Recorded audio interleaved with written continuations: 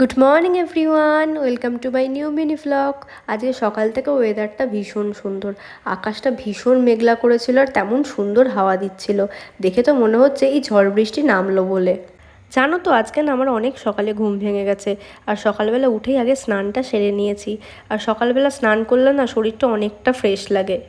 আর সকালের জলখাবারের জন্য বাড়ির পাশের একটা মিষ্টির দোকান থেকে ভাই পরোটা কিনে নিয়ে এসেছিলো।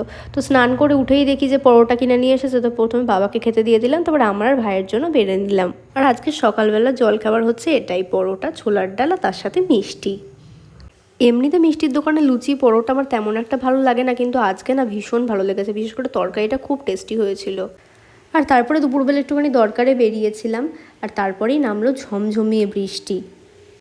আর এই বৃষ্টির মধ্যে আমার ভাই যে বাড়ি আসার সময় কী পরিমাণে জ্বালাচ্ছিল সেটা শুধু আমিই জানি। আর জানো তো এই বৃষ্টির মধ্যে ইচ্ছা করে করে আমার মাথা থেকে ছাতাটা সরিয়ে নিয়েছিল যাতে আমি পুরো ভিজে যাই। আর বাড়ি এসে তারপর কিছুক্ষণ পর চলে গেছিলাম পড়াতে।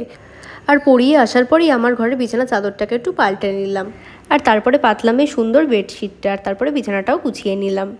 তাহলে আজকের ভিডিওটা এখানেই শেষ করছি, দেখা হবে পরের ভিডিওতে। সবাইকে বাই।